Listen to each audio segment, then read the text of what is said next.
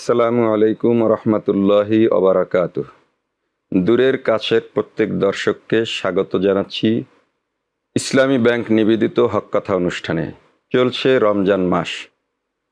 রমজান মাসকে বলা হয় জাকাত দানের মৌসুম, হাদিস দ্বারা এর ইঙ্গিত পাওয়া যায়।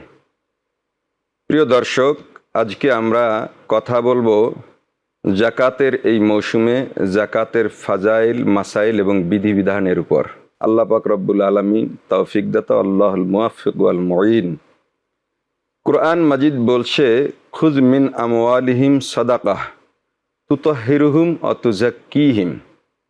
হে নবী, আপনি আপনার সাহাবীদের কাছ থেকে, মুমিনদের কাছ থেকে ফরজ সাদাকা বা জাকাত গ্রহণ করুন।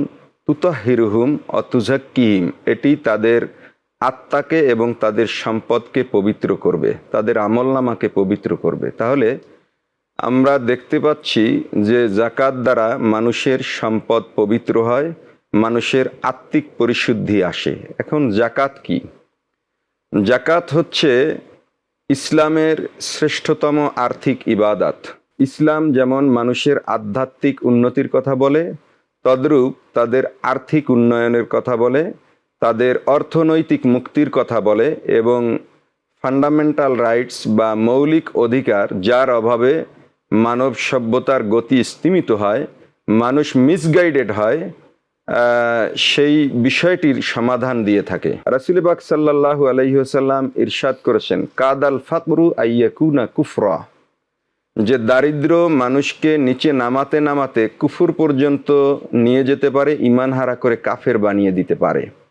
অতএব এই কাফের বানানো কিংবা ইবাদত বিমুখ বানানো থেকে মানবতাকে রক্ষা করার জন্যে ইসলাম যে বিধানটি বিশেষভাবে দিয়েছে তার নাম হচ্ছে জাকাত। অর্থাৎ একটা নির্দিষ্ট পরিমাণ অর্থ সম্পদের মালিক যারা হবেন, তাদের সম্পদের ভেতর থেকে একটি নির্দিষ্ট অংশ আল্লাহ পাক রব্বুল আলামিন ভুখা ফাঁকা, নিরন্ন, অনাহারী, অর্ধাহারী, অভাবী, মিসকিন তাদের জন্য নির্ধারণ করে দিয়েছেন। এই পরিমাণটা কখনো 40 ভাগের 1 ভাগ, অবস্থাভেদে কখনো 20 ভাগের 1 ভাগ, কখনো 10 ভাগের 1 ভাগ এবং কখনো 5 ভাগের 1 ভাগ পর্যন্ত হয়ে থাকে। কখনো এর নাম হয় জাকাত, কখনো নাম হয় শস্যের জাকাত বা উসর ইত্যাদি। তো শস্যের জাকাত হয় যদি সেই শস্যটি বৃষ্টির পানিতে, অথবা যে পানি চাষিকে খরচ করতে হয় না, যার পিছনে কোনো অর্থ খরচ হয় নাই, প্রাকৃতিক পানিতে হয়ে গেছে, এমন ফসলের 10 ভাগের 1 ভাগ জাকাত দিতে হয়।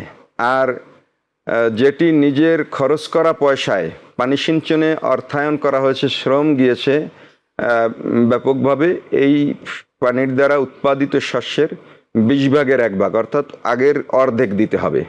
আর যদি নগদ অর্থ হয়, স্বর্ণ হয়, ব্যবসায়িক পণ্য হয়, তাহলে তার 40 ভাগের 1 ভাগ জাকাত দিতে হয়। তো এখন এই জাকাতটি কার উপরে ফরজ? কোনো কাফের যার ঈমান নাই তার উপর তো অন্যান্য বিধান বর্তায় না, সেই হিসেবে মুসলমানের উপর জাকাত ফরজ। কোনো কাফেরকে বাধ্য করা যাবে না, ইসলামী রাষ্ট্র হলেও না।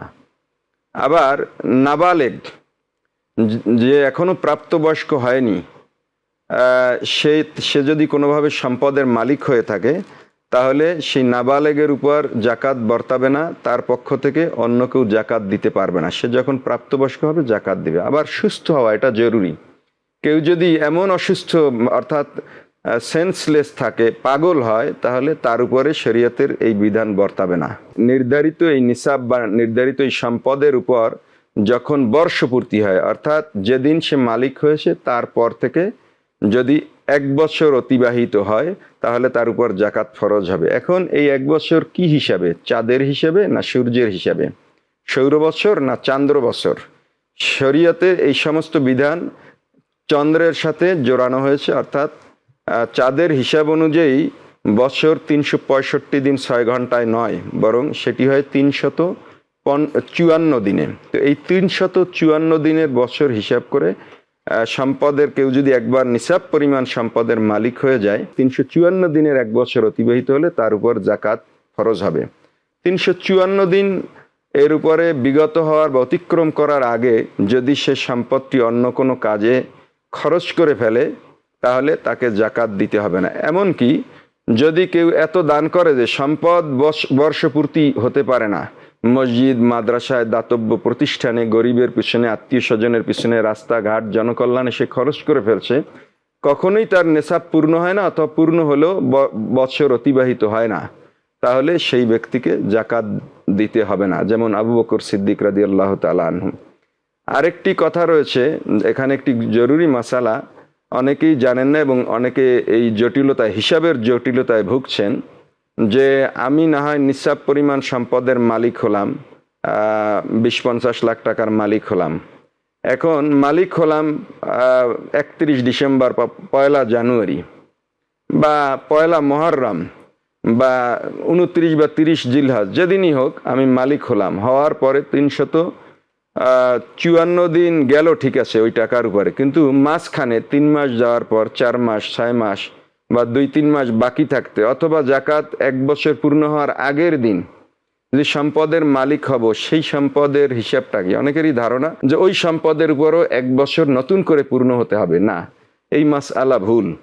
একবার যদি কেউ নিসাব পরিমাণ সম্পদের মালিক হয়ে থাকে, তাহলে ওই 1 বছরের ভিতরে মাঝপথে, এমনকি একদিন আগেও সে যে সম্পদের মালিক হবে, সেই সম্পদের উপর তাকে 1 বছর পূর্ণ হয়েছে ধরে নিয়ে জাকাত দিতে হবে। এটা বলা হয়েছে যে নিসাব পরিমাণ সম্পদ হতে হবে তার মৌলিক প্রয়োজনের বাইরে, আসাসুল মানজিল বা ঘরের যে আসবাব, অথবা নিজে যেই ঘরে থাকে, যেই বিল্ডিংয়ে, যেই ফ্ল্যাটে থাকে, এইটার দাম যত কোটি টাকাই হোক, এটা যেহেতু তার মৌলিক প্রয়োজন, জাকাত দিতে হবে না। এমনকি কারোর যদি 2টো বাড়ি থাকে, এক বাড়িতে নিজে থাকে, আর এক বাড়িতে সন্তানরা থাকে, বা 3টি বাড়ি থাকে, এক বাড়িতে মেয়েকে থাকতে দিয়েছে, এক বাড়িতে ছেলে, এক বাড়িতে নিজেরা থাকছে, এরকম যদি ব্যবহারের উপর 2-3টি বাড়ি থাকে, কিংবা 2-3টি গাড়িও থাকে, এটি যেহেতু ব্যবহারের উপর রয়েছে, এর উপরে জাকাত ফরজ হবে না। কিন্তু ব্যবসায়িক পণ্য, যেমন 3টে গাড়ি ব্যবহারে আছে, 5টা গাড়ি ব্যবহারে আছে, জাকাত নেই। কিন্তু একটা গাড়ি আছে, সেই গাড়িটা সে কিনেছে যে বিক্রি করে ফেলবে, সেটার ব্যবসা করবে, অর্থাৎ গাড়িটা যদি 20 লাখ টাকায় কিনে থাকে, সে 25 লাখ পেলে বিক্রি করে দেবে, এই খেয়ালে কিনেছে। তখন দেখা গেছে যে আগের 5টা গাড়ি বা 5টা বাড়িও তার জাকাতযোগ্য সম্পদ নাই, কিন্তু একটি মাত্র গাড়ি সে ব্যবসায়িক উদ্দেশ্যে কিনেছে। এটা যদি নিসাব পূর্ণ করে, অর্থাৎ 7.5 ভরি স্বর্ণ অথবা 52.5 ভরি রৌপ্য, এর যে কোনো একটা বাজার দর যদি পূর্ণ হয়, তাহলে তাকে জাকাত দিতে হবে, সেটা নগদ টাকাই হোক আর ব্যবসায়িক পণ্যই হোক। এবং এটা যদি তার মৌলিক প্রয়োজনের বাইরে থাকে, আমরা বলছিলাম যে মৌলিক প্রয়োজন হলো তার ঘরবাড়ি, মৌলিক প্রয়োজন হলো তার পোশাক।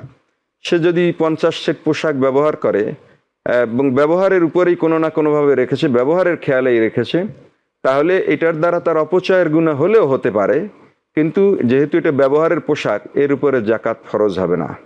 জাকাতের মানদণ্ড হলো স্বর্ণ, রৌপ্য। কারোর কাছে যদি দামি ধাতু থাকে, যেটা ঘরে পড়ে রয়েছে, দামি মণিমুক্তা থাকে, দামি পাথর থাকে, এটা ঘরে আছে, ব্যবসায়িক পণ্য হিসেবে নয়, সে হয় ব্যবহার করে অথবা অব্যবহৃত পড়ে আছে, বেচার খেয়াল নেই, তাহলে এরকম দামি জিনিসের উপরও তার জাকাত ফরজ হবে না। তার ব্যক্তিগত ব্যবহারের লাইব্রেরি, এটার বুক সেলফ, আসবাব কিংবা বইয়ের দাম যতই হোক, কিতাবাতের দাম যতই হোক, তার ব্যবহৃত ল্যাপটপের দাম যতই হোক, টেবিল, চেয়ার, সামানা, আসবাব, এগুলোর উপর জাকাত হবে না। অফিসিয়াল কাজে ব্যবহৃত, সে একটা অফিস গড়েছে, অফিস করে অন্য ব্যবসা বাণিজ্য বা অন্য কিছু করছে, দেখা যাবে যে এই অফিসিয়াল আসবাবপত্রের উপর জাকাত নেই, কিন্তু সে যদি এইখান থেকে ইনকাম করে, সেই ইনকামটা যদি নিসাব পরিমাণ হয়, বর্ষপূর্তি হয়, তার উপরে কিন্তু জাকাত রয়েছে। সে কারণে মুরগির ফার্ম বলি, গরুর ফার্ম বলি, কারোর 100 গরু আছে, জাকাত হবে না যদি এটাকে সে উপার্জনের মাধ্যম হিসেবে ব্যবহার করে, এবং এই গরু রাখার জন্য জায়গা, জমি, মাল মশলা যা আছে, কোনো কিছুর উপরে জাকাত হবে না। তবে এখান থেকে যে উপার্জন, তার উপরে জাকাত হবে। তদ্রূপ কারোর একটা বাড়িতে থাকে, আর একটা বাড়ি সে ভাড়া দেয়, তাহলে দ্বিতীয় যেটা ভাড়া দিল, সেই ভাড়া দেওয়া বাড়ির উপরে জাকাত হবে না, কিন্তু ভাড়ার উপার্জন যদি নিসাব পরিমাণ হয়, বর্ষপূর্তি হয়, তার উপরে জাকাত হবে। আপনার স্থাবর সম্পদ আছে, জমি জমা আছে, এটা চাষবাস হলে এর ফসলের উপর যথা নিয়মে জাকাত হবে, কিন্তু জমিটা আপনি এরকম তেমন উৎপাদনও করছেন না, ব্যবসায়িক পণ্যও না, এটার উপর জাকাত লাগবে না। তবে অনেক জমি কিনে ফেলে রাখা এটা উচিত নয়। হ্যাঁ, যদি কেউ জমির ব্যবসার খেয়ালে এক টুকরো জমিও কেনে এবং সেটা যদি নিসাব পরিমাণ সম্পাদন পরিমাণ হয়, তাহলে কমপক্ষে ক্রয় মূল্য অথবা বর্তমান বাজার মূল্যের উপর তাকে জাকাত দিতে হবে। ঋণগ্রস্ত যদি হয় ব্যক্তি, তাহলে ঋণ পরিশোধের পর বাকি টাকা যদি নিসাব পরিমাণ হয় এবং এর উপর যদি বর্ষপূর্তি হয়, তাহলে জাকাত দিতে হবে। অন্যের কাছে পাওনা টাকা, এটা পাওয়ার কোনো আশা নাই, জাকাত হবে না। তবে যদি এটা পাওয়ার সম্ভাবনা থাকে, আগেভাগে জাকাত দিতে পারে, অথবা তার হাতে আসার পর সে সেটির জাকাত দিয়ে দেবে। তদ্রূপ ব্যাংকে জমা রাখা টাকা বা শেয়ারের বাণিজ্যে যে ইনভেস্ট, সেই ইনভেস্টের মূলধন অথবা বর্তমান বিক্রয় মূল্য, এর যে কোনো একটির উপর জাকাত দিতে হবে। সুদ, ঘুষ, হারাম, জবরদখল ইত্যাদির টাকা যত পরিমাণেই হোক, তার উপরে জাকাত নেই। তবে সওয়াবের নিয়াত ছাড়া এটি আল্লাহর রাস্তায় দান করে দিতে হবে। অর্থাৎ সম্পদগুলো হারাম, নিজের হক নেই এর উপরে, সে কারণে এটি গরিবে, অতি গরিব বা পাবলিক টয়লেট ইত্যাদি কাজে সে খরচ করবে, কিন্তু সওয়াবের আশা করলে তার ঈমান নিয়ে টানাটানি হবে। প্রাইজ বন্ড বা ইত্যাদি যা বলি, এর মূলধনের উপর তার জাকাত হবে, কিন্তু এর থেকে যে সুদ হিসেবে যেটা আসে, ইন্টারেস্ট বলি আমরা, এই ইন্টারেস্টিং ব্যাপার, এর দিয়া জাকাত হয় না এবং এটা খাওয়াও হালাল হয় না। তো এই সঞ্চিত যে কোনো সম্পদ অথবা ব্যবসায়ের দোকানের উপর জাকাত নেই, কিন্তু ব্যবসায়িক পণ্য যে প্রোডাক্টটা আমি কিনেছি, এটা যদি হিসাব করে দেখা যায় যে নিসাব পরিমাণ হয় এবং এর উপরে যদি বর্ষপূর্তি হয়ে থাকে, তাহলে এই প্রোডাক্টটার ক্রয় মূল্য বা বর্তমান বাজার দরের উপর জাকাত দিয়ে দিতে হবে। তদ্রূপ মহিলাদের ব্যবহৃত অলংকার, অনেকে মনে করে যে ব্যবহার্য জিনিসের উপর জাকাত নেই, অতএব ব্যবহারের স্বর্ণরূপের উপরও জাকাত নেই। এটি ভুল। এক মহিলা এসেছে, রাসূল পাক সাল্লাল্লাহু আলাইহি ওয়াসাল্লাম তার মেয়ের হাতে দেখলেন যে দুটো মোটা স্বর্ণের চুড়ি। আল্লাহর নবী বলেছেন যে তোমরা কি, হে মহিলা, তুমি কি এর জাকাত দাও, তোমার মেয়ের হাতে যে এই স্বর্ণের চুড়ি? বলছে যে না, হে আল্লাহর রাসূল। বলছে যে তুমি কি এটা ভালোবাসো যে এই দুটো মোটা স্বর্ণের চুড়ির পরিবর্তে আগুনের, জাহান্নামের আগুনের দুটো চুড়ি তোমার সন্তানকে পরাই দেওয়া হবে? তখন মহিলা বলল না, তিনি জাকাত না, শুধু তিনি আল্লাহর রসুলের এই কথায় ভীত হয়ে তিনি এই স্বর্ণের চুড়ি দুটো আল্লাহর রাস্তায় দান করে দিলেন। এই হাদিস যদিও সনদ দুর্বল, কিন্তু কেউ কেউ বলেছেন হাসান। আর যদি দুর্বল হয়ে থাকে, কিন্তু এই দুর্বল সনদের হাদিস বহু তরিকায় এসেছে এবং এটিকে ওলামা ইকরাম গ্রহণ করে ফতোয়ায় ব্যবহার করেছেন।